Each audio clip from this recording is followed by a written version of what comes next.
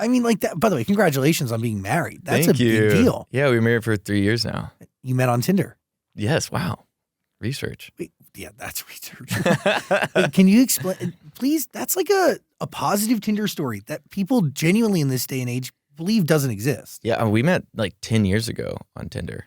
Wow. Yeah, we've been together for a while. Holy shit. Yeah. 10 years. Mm-hmm. Damn. Congratulations. Thank you. How does life change now that you're married? Does it change?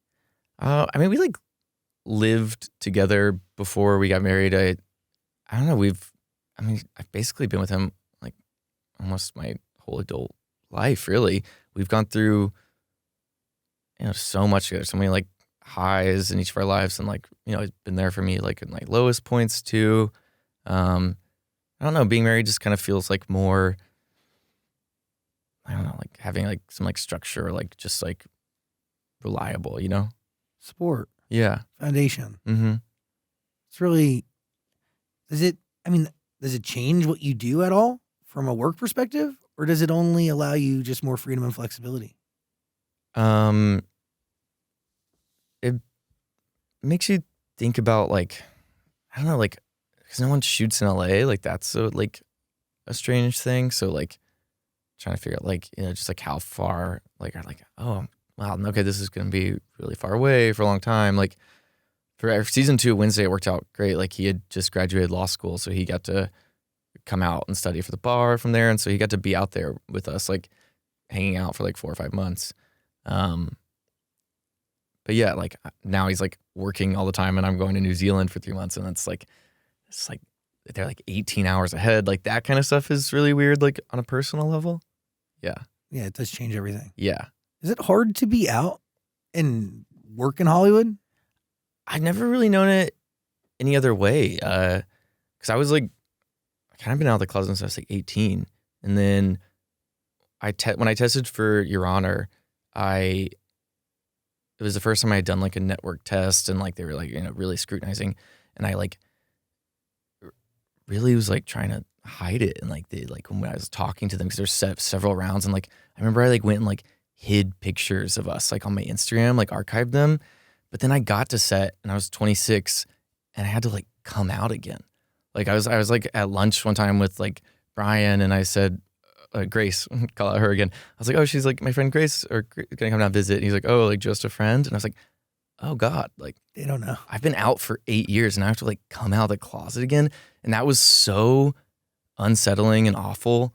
I was like, oh, I'm never gonna do that for a role again. And then so I don't know, it's just like not hiding anything about it anymore. Yeah. Why did you feel the need to do that originally? And do you talk to your partner when you do it? Yeah, I mean, he was like, oh yeah, like, are you worried about this? But yeah, I don't know. But like at the same time, I've never been cast. I've never played a gay role, and I've auditioned for them. But like all the like characters I've played have been straight.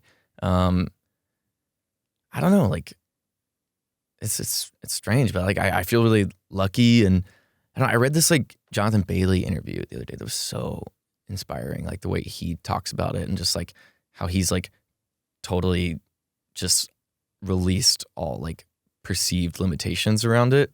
And like, look at him. He's like Jurassic Park, and like the lead romantic interest in Bridgerton, and like also Wicked, like biggest movie in the world. Like, so I don't know, we're lucky to be living in like a different time where we can do it, and people can, watch it and suspend their disbelief like that, but yeah, it's like, yeah, I'm just lucky to be living this time, and like have had people come out and do it before me too.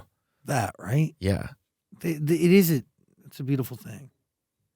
It is a beautiful thing, because without that, without everybody who's walked before you and done it before you, it'd be a much harder path. It'd be a different path. Oh, totally. And by the way, like, let's just, like, Tim Burton has worked with some of the coolest queer performers, creators of our time. Yeah. Dude, like Pee Wee Herman. I mean, like, there's so... Oh my God, I just watched that documentary. Yeah, like, there's so cool. It is a wild ride. I mean, dude, like, it is very wild. I mean, you go back to the Rock Hudson in the 50s. Like, Hollywood used to be very different. Yeah.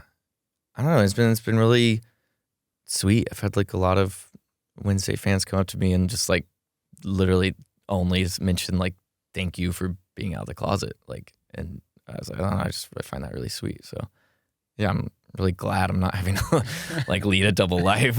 I don't want to be Hannah Montanaing this. What's it like having Bryan Cranston officiate that wedding? Oh my God, he's the best. I love him so much. He was hilarious. Like I read his book. It was like memoir, and he talks how he used to do that on like Catalina as like a day job when he's like 19. And so then we're like Fielder and are like, oh, should we like just ask him?